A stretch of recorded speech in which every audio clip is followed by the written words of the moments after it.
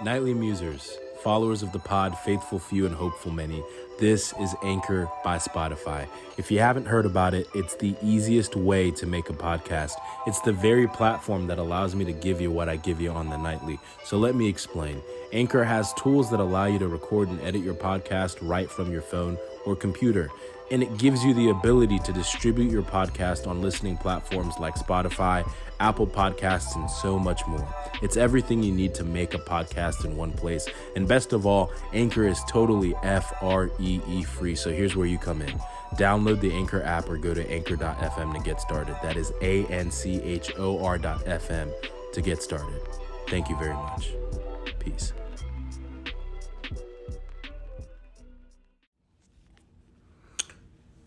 So, I just got home from a graduation party for a little bro of mine. His name is Gabe, and he just graduated, and I feel a little old, I'm not gonna lie to you. But it just got me all reminiscent. And so I'm just gonna talk about him for a little bit, and you're just gonna have to deal with it. Welcome to the nightly Welcome to the Nightly Muse podcast with your boy Tinayeshe. This shorter episode, I guess, will be brought to you by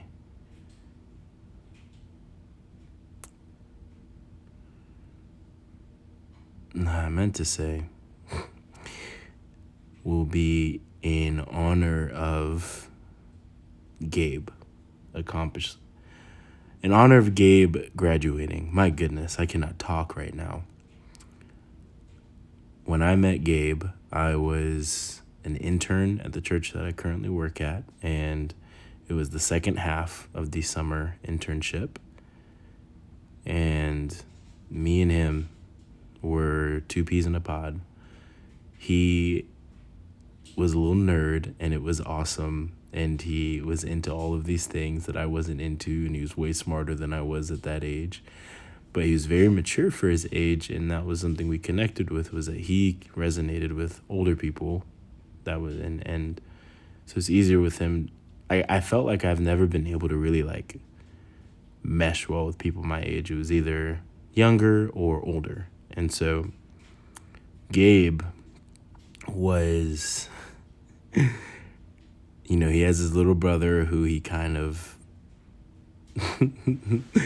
I don't know, he was a little hard on his little bro. And so it was fun because I felt like I could come in and I connected with all of them in their own way. And it's a strength of mine as I do, like I said, I connect with the younger generation, I guess. And I think that stems from always wanting to have a younger sibling. I remember being a kid. I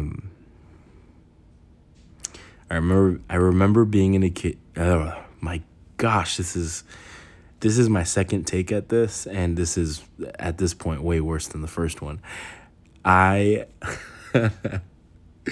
remember being a kid sitting in the back seat of the car complaining to my parents about not having younger siblings, being like, can't we just have another one? Like, what the heck, guys? And, completely naive of, like, that miscarriages exist or that adoption is actually not, like, a super easy process. And so, why can't we have another one? Why can't we just adopt? Like, come on, guys. And so I was a dingus. And I remember just always wanting a little brother. And God provided that for me in ways that I didn't expect. I was a small group leader from my sophomore year to my senior year. This program that our school provided called Cell Group. I actually was a beneficiary of that. I was in Cell Group as a middle schooler. And I remember always wanting to be a cell group leader because of how cool it was. Ben Daniel and Jared Odenbeck. How cool they were and how kind they were as leaders. And Jordan DeWink, I believe, led us. And I think there might have been one more. But they were the coolest, and they were so kind, and they brought donuts, and I wanted to be just like them. And I wasn't. I was not as good and committed as they were, but I loved as kids, and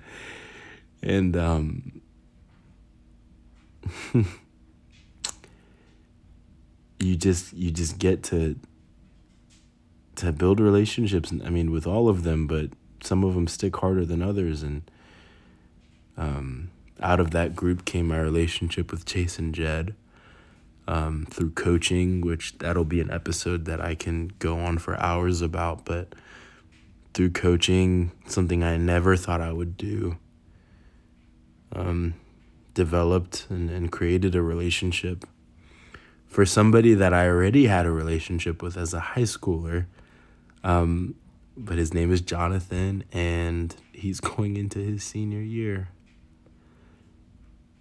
And I remember him being in third grade, wanting to get a replica of my high school jersey. And I remember being a 5-year-old or a 6-year-old meeting Stephen Curry when he was a high schooler, because he went to my high school. And I mean, I thought he walked on water.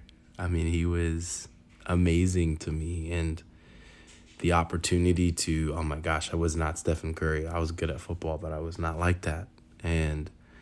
But the idea of seeing somebody who I thought was the coolest person on the planet, who I had no doubt as a 6-year-old that he was going to be an NBA player, because that was the best close-up experience I'd ever gotten outside of an NBA game of a high schooler. So I'm like, of course, he's the cream of the crop. And so, but I just thought he was so approachable and kind. And so, of course, go Warriors. When I stepped into any semblance of that, I remembered being that kid, having the coolest guy in the world sit down with you as you're waiting for your parents to pick you up and just chat. I thought it was the coolest thing ever. I remember, really, it was I was being sent in to pick up my middle sister, so I was glad that she was lollygagging, because that allowed me to hang out with Stephen Curry a little bit. But I remember being on the other side of that, spending time with the kids at Extended Day, just wanting to be available, and then becoming a coach. And you realize, like, man, your heart just beats for these kids in a way that you just didn't really think was possible. And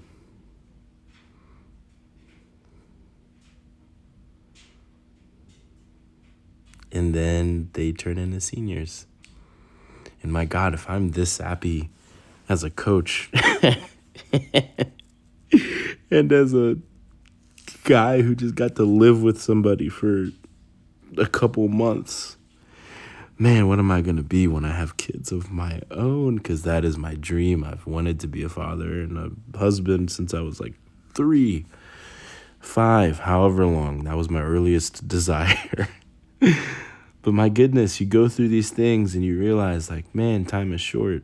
And in a blink of an eye, it just changes. And somebody that you used to just hang out with, Gabe I'm talking about, we used to hang out and we'd watch Batman, the animated series, together. We'd watch The Office together. We'd stay up late just chatting. I remember at one point we walked from their house all the way to the school that we were having church at, and I'm drenched in sweat, chatting it away, talking about girls and school and him getting ready to go into high school and all the things that he was nervous and excited about, and his relationship with his little brother and sister and all of that. I remember him coming with me to the game where UNC Charlotte became bowl eligible for the first time in school history. I've gotten to share so many memories with this kid, and now he's gonna be an adult. And I guess why I'm talking about all of this at all is because there's nothing cooler than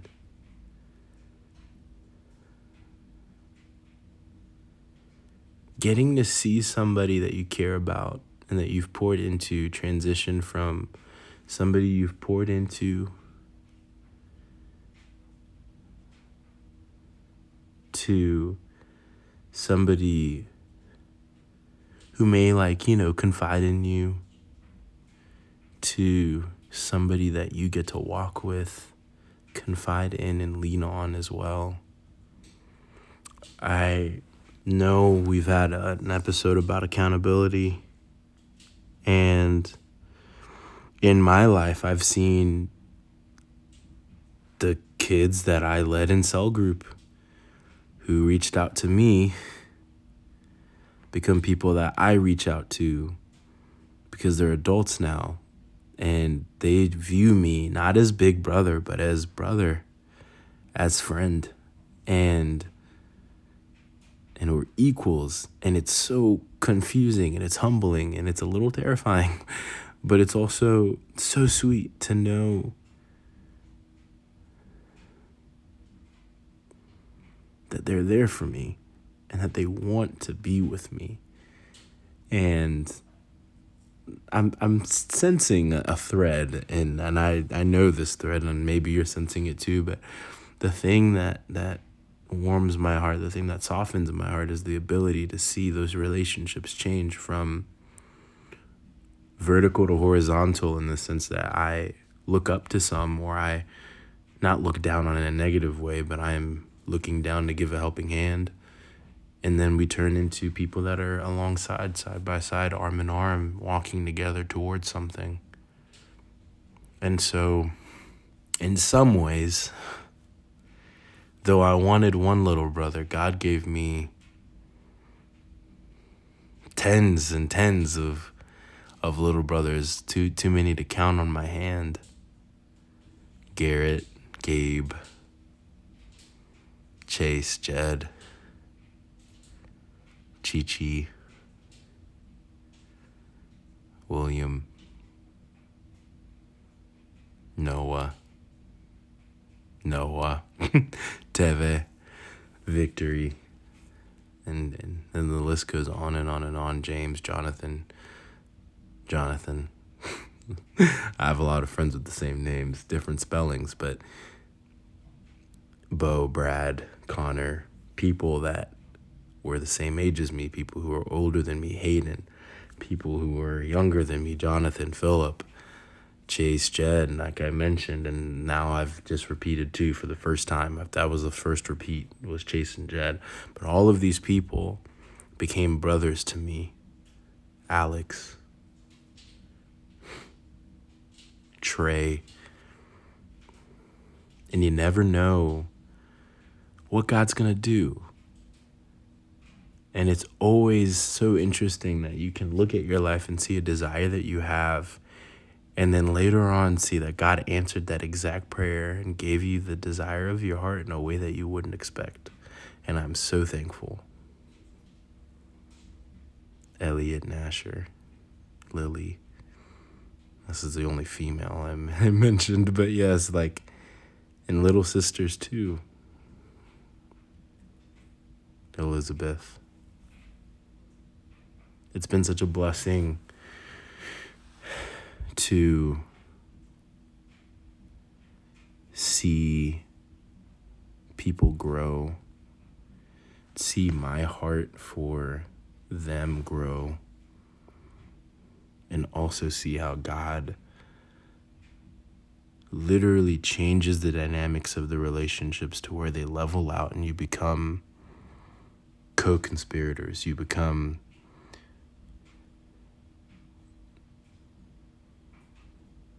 teammates. Where not somebody's the captain and you're the freshman. We're both on this team together, knowing, hey, I need you for this and I need you for this, and this is bigger than us. We're pursuing life more abundant, Timmy. My goodness, Timmy.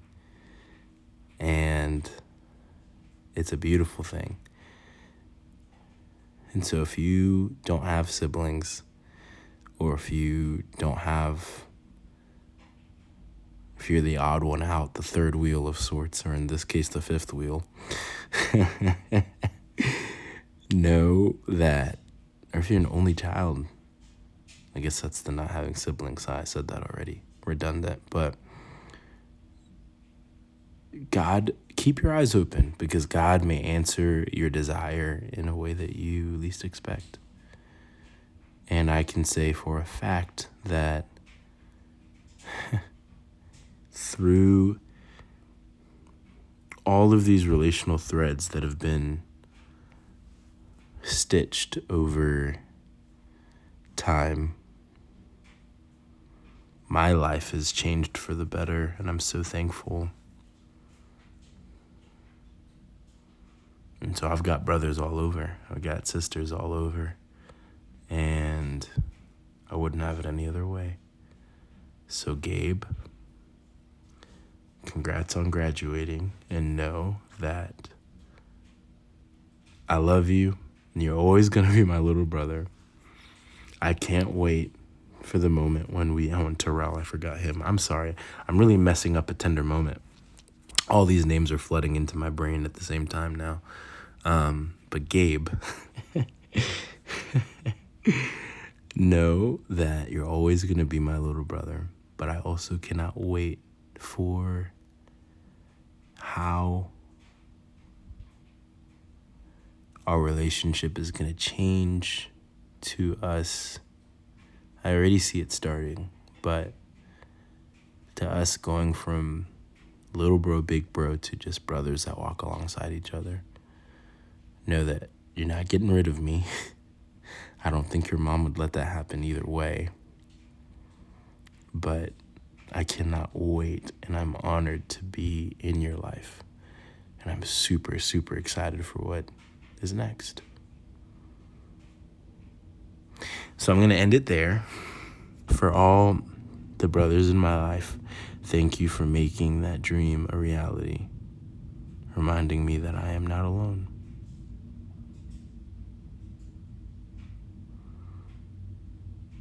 That's